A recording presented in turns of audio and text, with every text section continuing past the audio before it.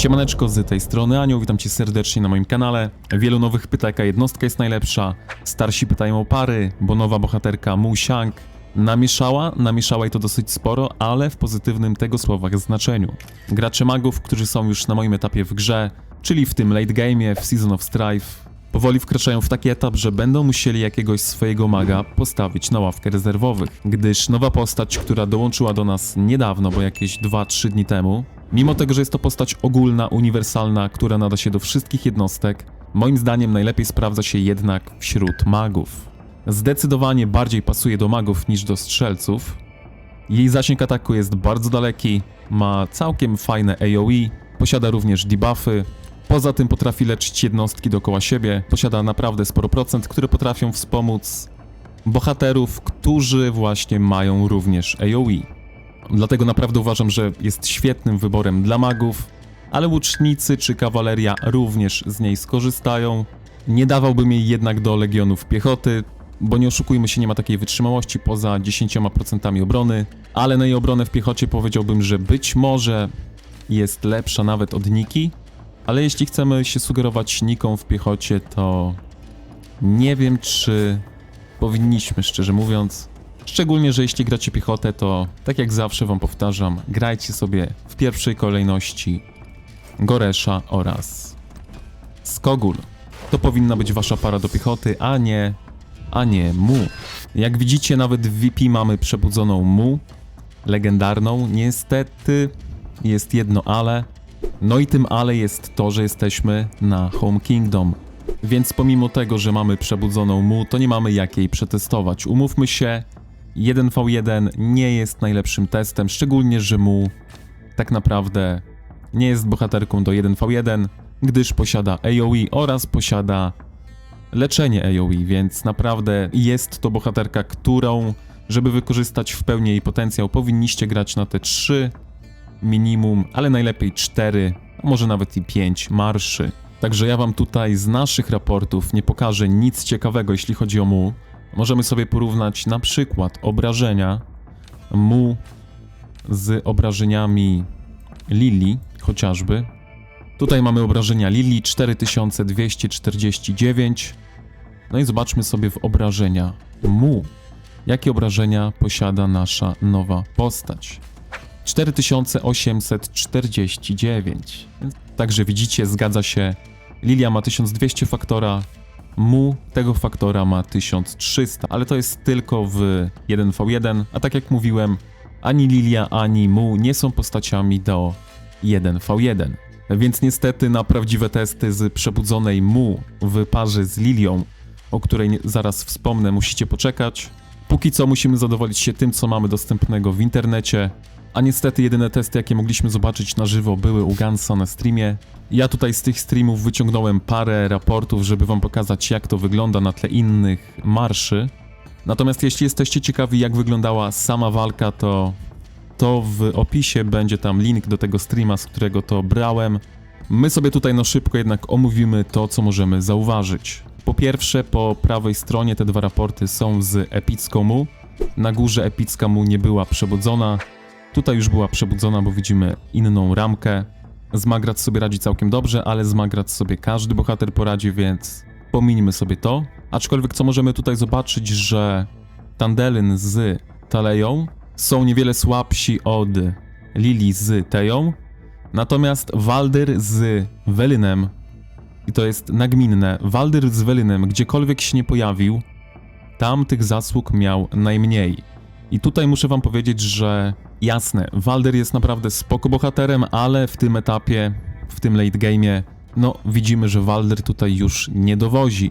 Waldyr już nie dowozi tak, jakbyśmy tego chcieli. Nie ma co się oszukiwać, main magów nie powinien już używać tutaj Waldyra. Ale co ciekawe, tutaj nadal próbował tych sił Lilia z Teją. No i nie oszukujmy się, w tym drugim raporcie taka para jest tutaj trzecia pod względem zasług. Pierwszą parą tutaj jest Bertrand z Toharem. Tutaj również Bertrand z Toharem naprawdę sobie radzą bardzo dobrze. W tym raporcie również Bertrand z Toharem sobie radzą naprawdę dobrze, więc szukając 5 marszów magów, bo do tego będziemy tutaj dążyli, ewentualnie do 4 marszy i 5 marsz piechota, ale na potrzeby tego filmu poszukamy sobie 5 marszy. Więc marszem numer 1, nie ma co się oszukiwać, bardzo popularny, no i wszędzie grywalny Magrat Zejda. To byłby nasz marsz numer 1. Marszem numer 2, oczywiście możemy grać Lilia z Teją, ale uważam, że skoro mamy teraz do wyboru Mu, to czemu nie spróbować właśnie Lili z Mu? Trzecią parą w takim wypadku byłby Bertrand z Tocharem, którzy radzą sobie naprawdę świetnie. No i parą numer 4, jeśli gralibyśmy na 4 marsze, podejrzewam, że parą numer 4 może być Tandelyn z Welynem, bo niestety Taleja nie jest taka słaba, jak każdy myśli, że jest. Niestety w takich krótkich walkach jej umiejętności po prostu nie istnieją. Żeby działała umiejętność druga, która daje nam 50% statystyk, naprawdę dużo procent statystyk, najpierw potrzebujemy zadać obrażenia od umiejętności bohatera. Więc teoretycznie musimy najpierw wpaść w szał, a to nam daje minus 11 sekund, 10 sekund walki, zanim dostaniemy 50% bonusów. Do tego czasu nasz marsz, który ma Taleję w swoim składzie, z pierwszej umiejętności nie posiada absolutnie nic, z drugiej umiejętności nie posiada absolutnie nic, trzecia umiejętność już nam gwarantuje, bo jest to umiejętność stała, aczkolwiek jeden z tych bonusów jest obrażeniami do umiejętności bohatera, więc teoretycznie ten bonus również jest nieaktywny, aż do czasu, do którego nie wpadniemy w szał, więc Taleja, posiadając wszystkie 5 umiejętności, łącznie z przebudzeniem, gdy wchodzimy do walki, daje nam jedynie 20% odporności na atak. To właśnie dlatego jej wyniki nie są jakieś wysokie, aczkolwiek gdy Taleja już się rozkręci, gdy wpadnie w szał i gdy walka będzie naprawdę długa, ten bonus potrafi utrzymać przez naprawdę 100% walki, tylko najpierw musi wpaść w szał, no i żeby utrzymać ten bonus przez 100% walki, musi być w parze z Tandelyn. Z tego względu, że umiejętność Tandelyn działa właśnie co 2 sekundy, zadaje obrażenia od umiejętności bohatera, dzięki czemu co 2 sekundy odświeża nam tę umiejętność. Więc samo wpadnięcie w szał Tandelyn potrafi wydłużyć czas trwania tej umiejętności o 8-9 sekund, więc dlatego powinniście naprawdę grać Taleję z Tandelyn. No bo nie oszukujmy się, poza tą umiejętnością, która jest naprawdę potężna, 50% statystyk, Taleja nie oferuje zbyt wiele. Dlatego jeśli chcecie skorzystać z pełnych możliwości Talei, naprawdę potrzebujecie do pary Tandelyn. Dlatego znacie już tutaj powód, dla którego łączę Taleję z Tandelyn. Tutaj macie oczywiście również artefakty, które generalnie polecam grać, ale zanim powiem więcej słów o artefaktach, zerknijmy sobie jeszcze na marsz numer 5, który mimo wszystko dałbym tutaj marsz Waldyra z Welynem, który nie jest marszem wspierającym, tylko jest to marsz, który ma zadać obrażenia. Oczywiście, jak widzieliście w raportach, Waldyr już tutaj nie domaga, nie daje rady, aczkolwiek nadal uważam, że jest jednym z lepszych wyborów. Ewentualnie możecie spróbować zagrać Teję zamiast Waldyra, ale myślę, że tutaj sprawdzoną parą jest właśnie Lilia, Teja oraz wtedy moglibyśmy dać Welyna z Mu i być może grałbym wtedy albo takim zestawem magów, albo grałbym takim zestawem magów. Tutaj macie moje propozycje, jeśli chodzi o zestawienie magów. No i teraz przejdźmy do artefaktów, tak? I jeśli chodzi o artefakty, to na Legion Magrat i Zejdy, no nie dawałbym jednak mimo wszystko łzy Arbona. I to nie dlatego, że ten artefakt nie działa z tym marszem, bo działa naprawdę dobrze, ale posiadając defensywne artefakty na marszu, który ma dosyć duży sustain, sprawiamy, że reszta naszych marszy będzie ginęła naprawdę bardzo szybko. A ja mimo wszystko wolę tego unikać z tego względu, że nawet gdy wycofam te marsze z niskim poziomem zdrowia, no i wtedy tak naprawdę zamiast grać na 4-5 marszy, gram sobie jednym marszem, co umówmy się nie jest najlepszym wyborem, gdy możemy grać na marszów 4. Natomiast jeśli damy artefakt na atak dla Magrat, wtedy nasza Magrat po pierwsze będzie zadawała więcej obrażeń, no i po drugie nasza Magrat nie będzie tak odstawała z tym paskiem zdrowia, a umówmy się, artefakty pod obronę są naprawdę niezłe, gdy mamy mało jednostek, ale gdy chcemy zadać większe obrażenia w krótszym czasie, to naprawdę polecam w marszach, które mają duży sustain, dużo przeżywalności, dużo leczenia, grać jednak artefakty, które gwarantują nam atak. Mnie to po prostu denerwuje, gdy jest sytuacja taka jak tutaj na obrazku. Aczkolwiek gdy grać na jeden marsz, może 2, i oszczędzacie wasze wojsko, no to wtedy być może artefakt pod obronę jest naprawdę niezły. Wtedy na Magrat, na strzelcach też możecie grać Serce Kamasiego, aczkolwiek artefakty działają w naprawdę prosty sposób. Dają nam albo większe obrażenia, albo większą przeżywalność.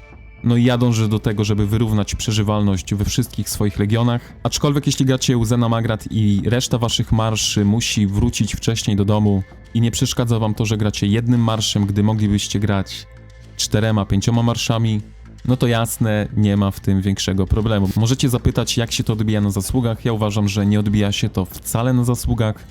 Mamy tutaj artefakt na atak, no i mamy tutaj jeszcze, pozostało nam 180 000 jednostek, no i zrobiliśmy 57 000 zasług, tak? Wysłaliśmy na cmentarz 262 000 jednostek. Więc tutaj jest właśnie run z przedmiotem na atak, na Magrat. Tutaj natomiast mamy run z przedmiotem na defensywę. Żeby wam tutaj pokazać, tutaj mamy przedmiot na obronę, mamy tutaj łzę, no i faktycznie mamy trochę mniej, bo 10 000 mniej jednostek w szpitalu, ale w tym samym czasie zadaliśmy również mniej obrażeń. A co za tym idzie, no w tym samym czasie, dając przedmiot pod obronę, owszem, wydłużamy czas, w którym nasz legion będzie zdatny do walki, ale niestety no nie robimy dużo więcej na polu walki, bo jeśli chodzi o zabójstwa, to widzicie, że robimy tak naprawdę mniej. Owszem, będziemy mieli lepsze tutaj KD, ale no znowu rodzi się tutaj pytanie, czy chcemy grać w taki sposób, że nasze legiony wszystkie wracają do domu i zostaje nam tylko Magrat z połową HP, którą jeszcze sobie trochę walczymy, czy jednak staramy się zrobić tak, żeby wszystkie nasze legiony traciły mniej więcej HP w jednym czasie, żebyśmy wszystkimi legionami wracali w tym samym czasie do domu, no i żebyśmy wszystkimi legionami atakowali w tym samym czasie. Ja osobiście wybieram opcję numer 2. Aczkolwiek jeśli chcecie zrobić naprawdę masywne raporty takim marszem Magrat Zejda, no to Serce Kamasiego, Łza Arbona na pewno wam w tym pomoże. Czy jest to efektywnie spędzony czas? Myślę, że można zrobić to po prostu lepiej. Ale dajcie znać, co wy na ten temat sądzicie. Mi się po prostu to nie podoba, gdy jeden z moich marszy jest dużo wytrzymalszy od reszty, ale jeśli wam to nie przeszkadza, to tak jak mówiłem, nie jest to jakiś błąd, po prostu jest to bardziej kwestia preferencji. Dajcie znać, po której stronie jesteście wy. Team defensywny artefakt na Magrat, czy team ofensywny artefakt na Magrat. A my zerknijmy sobie jeszcze tutaj w raporty. Co ciekawe, mamy tutaj jeszcze parę Lilia z Toharem, które jak widzicie radzi sobie naprawdę nieźle. Pamiętajcie, że nie są to raporty z walki, tylko są to raporty z otchłani, więc nie sugerowałbym się tym, że identyczne odzwierciedlenie będzie na polu walki, aczkolwiek to, co możemy wyciągnąć nawet z otchłani, to to, jak sobie radzi jakiś marsz na tle innych. No i tutaj widzimy, że marsz Teja Tandelyn sobie nie poradził jakoś zbytnio dobrze, ale jeśli sobie wejdziemy w taki raport, to zobaczymy, że większość jednostek w tym marszu były to jednostki T4, więc tak naprawdę uważam, że 32 000 zasług na jednostki T4 i tam trochę jednostek T5. Zerknijmy sobie jeszcze, ile w ogóle było tutaj na starcie jednostek T4. 170 000 jednostek T4 i 70 000 jednostek T5, 240 000 w Legionie. Naprawdę uważam, że całkiem spoko raport. Ciekawe, jakby to wyglądało na jednostkach T5, no bo dopiero wtedy byśmy mieli faktyczny obraz, jak ta para sobie radzi. No i druga rzecz, mamy tutaj 59 poziom. A jak to wygląda sprawa w skillach? Tak wyglądają skille, mamy tutaj 3 gwiazdki na Talei. A tak wygląda sprawa, jeśli chodzi o gwiazdki na bohaterach. Na Talei mamy 59 poziom, nie 60. No i na marszu Taleja Tandelyn mamy 5 i 3 gwiazdki. Reszta marszy miała tutaj po 6 gwiazdek, no oczywiście poza Indis, więc ta różnica naprawdę, jak na jednostki T4, jak na ilość gwiazdek. Myślę, że ten marsz sobie jako tako poradził. Żeby mieć prawdziwe tutaj porównanie, tak naprawdę musielibyśmy poczekać na jednostki T5, no i na taką samą ilość gwiazdek. Piątym marszem Ulagdana, który możemy tutaj zauważyć, jest marsz Indis z Tarą. W tym marszu mamy same jednostki T4, no i mamy tutaj artefakt na HP. Natomiast w drugim ranie mieliśmy tutaj również jednostki T4, ale tym razem mieliśmy łzę Arbona. Myślę, że możemy sobie jeszcze porównać, ile jednostek zostało nam w marszu. 170 000 jednostek. 180 000 jednostek. Ten marsz jest w 100% marszem T5. Lilia, Tochar 118 000 to jest również 100% jednostek T5. Tutaj 170 000 jednostek to jest w większości marsz T4. No i Magrat Zejda 180 000 zostało tutaj jednostek, jest to marsz w 100% T5. Jeśli właśnie chodzi o support, to ja tutaj również polecam grać Indies z Tarą z jednostkami T4. Po pierwsze, żebyśmy nie tracili jednostek T5 na marsz wspierający, bo myślę, że to jest totalna głupota. Jeśli ktoś chce grać marsz wspierający, to tylko z jednostkami T4. No a Indies potrafi nam dać naprawdę dużą przeżywalność dla takiego marszu T4. Po pierwsze, mamy tutaj minus 50% obrażeń od kontrataku, więc przez 5 sekund co 8 sekund otrzymujemy o połowę mniejsze obrażenia. Poza tym na marsz wspierający z jednostkami T4 polecam dać właśnie artefakt pod obronę. Myślę, że łza Arbona jest naprawdę fajnym wyborem, bo jeszcze uleczy nasze legiony inne, więc jest to naprawdę jeden z lepszych wyborów. No a w końcu w marszu wspierającym chodzi o to, żeby wspierać nasze legiony. Od wspierania naszych legionów jest tutaj właśnie Tara. Tara, która w marszu z Indies z przedmiotem pod obronę, pod HP traci jednostki podobnie jak marsz z jednostkami T5. Więc jest to pierwszy plus, bo utrzymujemy się na polu walki tak długo jak nasze główne marsze, które chcemy wspierać. Więc przez cały czas walki reszta naszych marszy będzie otrzymywała 15% ataku oraz minus 10% otrzymywanych obrażeń na 5 sekund co 10 sekund. Każdy z naszych legionów przez połowę walki będzie miał te bonusy. Naprawdę fajne bonusy, jeśli chodzi o marsz wspierający, aczkolwiek ja nie jestem fanem marszy wspierających. Jeśli możecie sobie pozwolić na 5 marszy, które zadają obrażenia, to nie widzę sensu, żeby grać marsz wspierający. I ostatecznie, jeśli chcecie grać taki marsz wspierający, to naprawdę z jednostkami T4, żeby nie tracić jednostek T5 na marsz wspierający, no bo przy dłuższych walkach nie starczy wam jednostek, a jednostki T4 będziecie mogli sobie naprawdę tanio wyleczyć nawet za surowce. To jest właśnie jedno z ustawień na 5 marszy magów, no i wielu z was może się zastanawiać, dlaczego wybór pupili jest tutaj taki, jaki jest.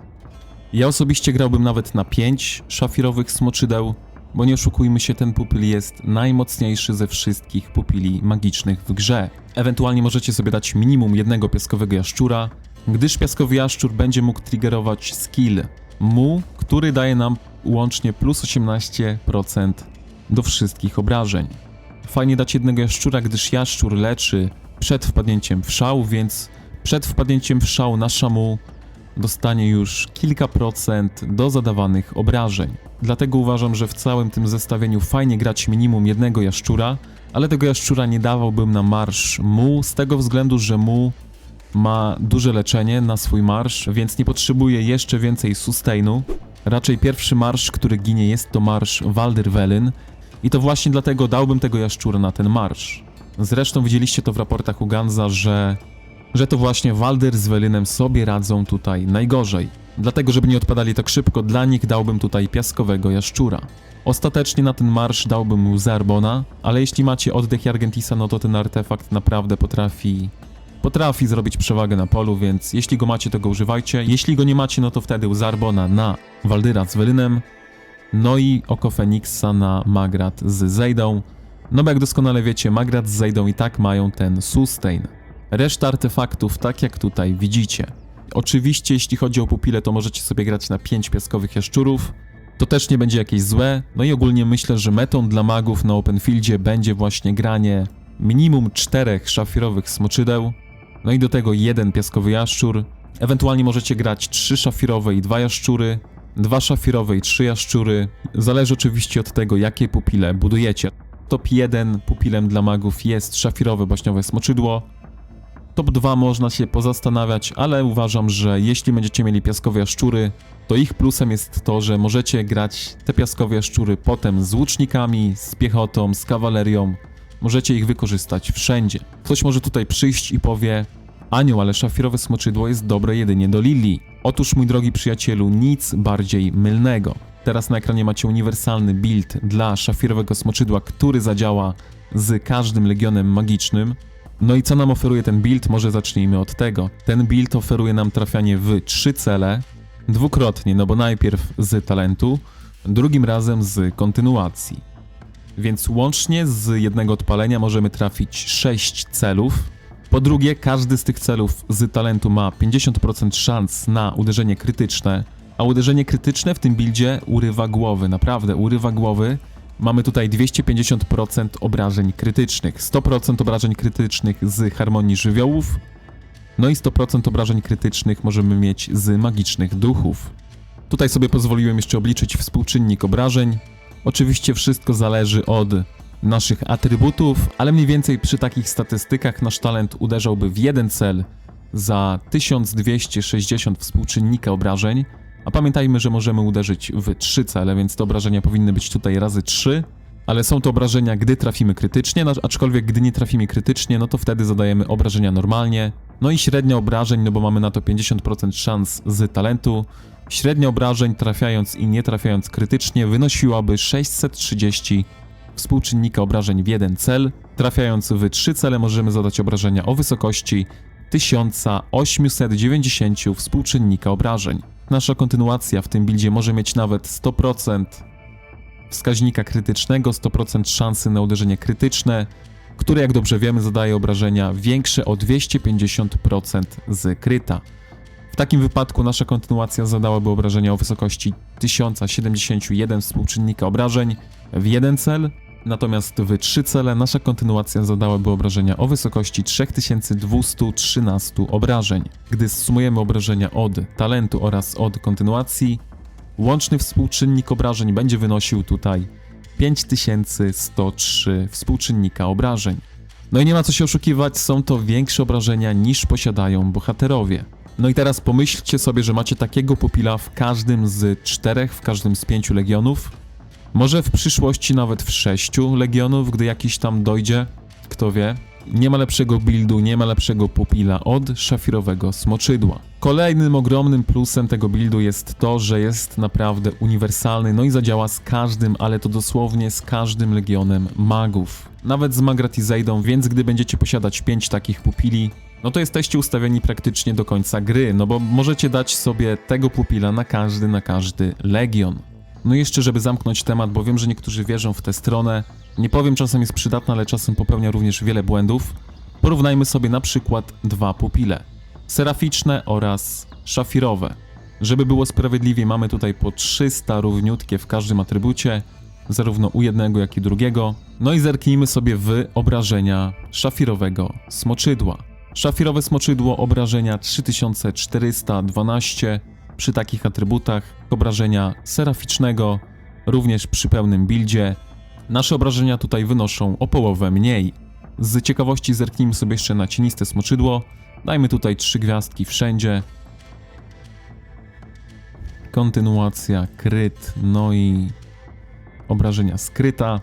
Z tego co tutaj widzimy, według tego kalkulatora mamy tutaj obrażenia o wysokości 1560 współczynnika obrażeń, co również jest o połowę mniejszymi obrażeniami niż przy tym buildzie. A plusem tego buildu jest to, że naprawdę możecie używać tego buildu z każdym legionem magów. Tak wygląda sytuacja, do której powinniście dążyć, grając głównie magami. Oczywiście para Lilia Mu jest tutaj bardzo testowa. Jeśli chcecie czegoś bardzo pewnego, to możecie spróbować coś takiego. Wiemy na pewno, że Lilia z Teją sobie radzą naprawdę dobrze.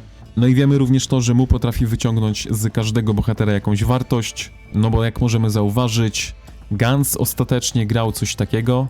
Taleja Mu, Magradziejda, Bertrand Tochar, Tandelyn Welyn oraz Lilia z Teją. Aczkolwiek, tak jak mówiłem we wcześniejszej części filmu, jeśli chcecie grać Taleję, to powinniście grać ją z Tandelyn ze względu na drugą umiejętność. Natomiast jeśli chcecie grać na 4 marsze, no to wtedy widziałbym coś takiego. Wtedy oczywiście pozbywamy się Talei, no bo nie oszukujmy się, ona tutaj jest w pierwszej kolejności do odstrzału, chociaż mimo wszystko uważam, że radzi sobie całkiem ok, ale jeśli miałbym kogoś odstrzelić, no to w pierwszej kolejności byłby to właśnie Waldyr, potem byłaby to Taleja, no i potem byłaby to Teja, więc grając na 4 marsze magów używałbym czegoś takiego. Teraz zerknijmy sobie, dlaczego podejrzewam, że Mu może być lepsza od Tei dla Lili. Z tego względu, że po pierwsze mamy tutaj zdecydowanie większe obrażenia łącznie. Przebudzona Teja może nam dać 2 razy tarczę dla swojego legionu i jednego sojuszniczego legionu. Co umówmy się, ostatecznie jest ok, ale zdecydowanie wolimy zabić przeciwnika niż dostać jakąś tarczę, tak? Poza tym synergia u Tei działa w ten sposób, że Lilia dostaje plus 15% do skill damage'a co drugie wpadnięcie w szał, więc dlatego tutaj jest 7, nie 15. Ale oczywiście sama Teja nam daje tutaj więcej procent ofensywnych od Mu.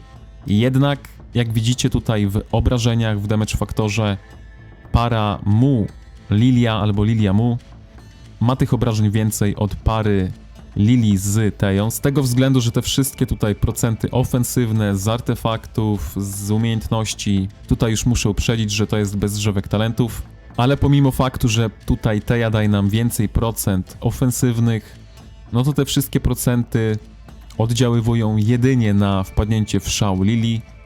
Oczywiście działają również na ataki i kontrataki z reguły, ale główną siłą magów jest wpadanie w szał, więc uznajmy, że trzymamy się tylko wpadania w szał. No to widzimy, że 3000 plus 159% daje nam 7800, natomiast pomimo faktu, że Mu daje nam tych procent mniej ofensywnych, no to mimo wszystko ogólnie obrażeń mamy więcej, no bo nasza tutaj baza jest zdecydowanie większa, bo tym razem zadamy więcej obrażeń o 140% nie tylko za sprawą Lili, ale również za sprawą Mu. Więc tak to wygląda. No i tutaj na dole mamy małe podsumowanie. Mimo wszystko uważam, że ta tarcza potrafi dać sustain Lilce, więc potrafi się długo utrzymać na polu walki, dzięki czemu jej zasługi będą wysokie. Ale znowu tutaj sprawa jest ta sama, co w parze Magrat-Zejda. Oczywiście możemy dać na Magrat artefakt defensywny, no i walczyć tym legionem 15-20 minut. Ale pytanie, czy nie lepiej zrobić 2 razy więcej w krótszym czasie, posiadając zdecydowanie więcej ataku? Tutaj myślę, że odpowiedź jest bardzo prosta. No chyba, że już mamy naprawdę wojsko na wyczerpaniu, no to wtedy możemy się bawić takim jednym legionem. Aczkolwiek jeśli chodzi o obrażenia, no to tutaj po stronie Tei tych obrażeń zdecydowanie nie mamy, więc jest tutaj na czerwono. Jeśli chodzi o statystyki defensywne, no to Teja tutaj nam daje troszkę więcej od Mu, dlatego tutaj po stronie Mu jest czerwono. Natomiast jeśli chodzi o procenty ogólne, no to tutaj również wygrywa Teja. No bo Mu daje nam tych procent mniej. Wiecie, po tej stronie mamy damage dealt, więc damage dealt jest najlepszym procentem jaki jest. Aczkolwiek, żeby to uprościć, ja tutaj liczyłem to jako po prostu 18%.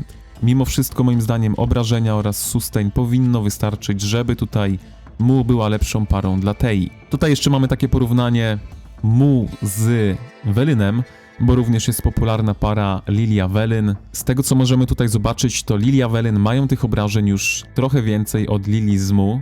Sam Velyn nie daje nam zbyt wielu procent statystyk, no bo daje nam jedynie 15% skill damage'a, 10% kryta, no i ewentualnie możemy zredukować obronę przeciwnika o 20%. Reszta to jest albo speed, albo zabranie speeda przeciwnikowi lub obrona, tak? No i tej obrony jest jedynie 5% więcej, więc zarówno marsz z Velynem, jak i marsz z Mu, no tej obrony nie ma zbyt wiele, dlatego tutaj mamy 2 razy na czerwono. Obrażenia mamy na zielono, no bo zarówno jedne, jak i drugie obrażenia są naprawdę duże. Velyn na dłuższą metę w takiej normalnej wojnie powinien odstawać od Mu, z tego względu, że Velyn nie ma żadnego sustainu. Nawet Teja ma jakiś sustain, ale nie ma obrażeń. Natomiast Mu posiada sustain, posiada również obrażenia, więc moim zdaniem Mu jest taką hybrydą Velyna z Teją, dlatego uważam, że para Lilia-Mu powinna być przynajmniej na papierze zdecydowanie lepsza od którejkolwiek z tych dwóch par. Ale jak będzie, no to się okaże, no bo niestety wiecie, że jestem jeszcze na Home Kingdom, no i na prawdziwe testy musimy jeszcze trochę poczekać. No a tak jak mówiłem, jest na co czekać. Dlatego jeśli nie chcesz, żeby cię ominęły jakieś ciekawe połączenia, ciekawe pary z Mu, no to polecam subskrybować ten kanał. Nie poruszyłem jeszcze tematu drzewek, więc poruszmy jeszcze temat drzewek. Dla marszu wspierającego możemy grać na 2 sposoby. Pierwszy sposób no to jest gra pod zdecydowanie mniejsze szpitale, bo aż minus 30%. Natomiast drugim sposobem jest to słynne drzewko wsparcia, które na brak szału nie narzeka. Zarówno dla Lili, Bertranda oraz Waldyra możecie grać takie drzewko. Dla Magrat możecie grać coś takiego. Pamiętajcie, że w każdym drzewku, które wam pokazuję, jeśli jest gdzieś prędkość marszu, to wszystko zależy od was, czy wolicie dać więcej, czy wolicie dać mniej. Z reguły jednak chcecie, żeby wszystkie wasze marsze poruszały się mniej więcej tym samym tempem. Takie drzewko możecie grać na Welynie oraz na Tandelyn. Oczywiście znowu, tutaj możecie sobie zamienić prędkość na dodatkowy szał. No i tutaj możecie sobie zamienić, na przykład zamiast dodatkowego szału, możecie sobie zwiększyć obrażenia od umiejętności bohatera. Jeśli chodzi o Taleję, no to widziałbym coś takiego. Pamiętajcie znowu, że prędkość marszu zależy od was. Ewentualnie dla Talei widziałbym drzewko wsparcia, które może wyglądać tak. Aczkolwiek ja wybrałbym drzewko numer 1. No i tym sposobem, moi drodzy, dotrwaliśmy do końca. Pokazałem wam pary, pupile, artefakty oraz drzewka talentów. Chyba nie pominąłem nic istotnego.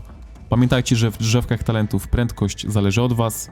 Jedyne co może was zadziwić, no to pupile, ale tak jak mówię, nie ma lepszego pupila od szafirowego smoczydła.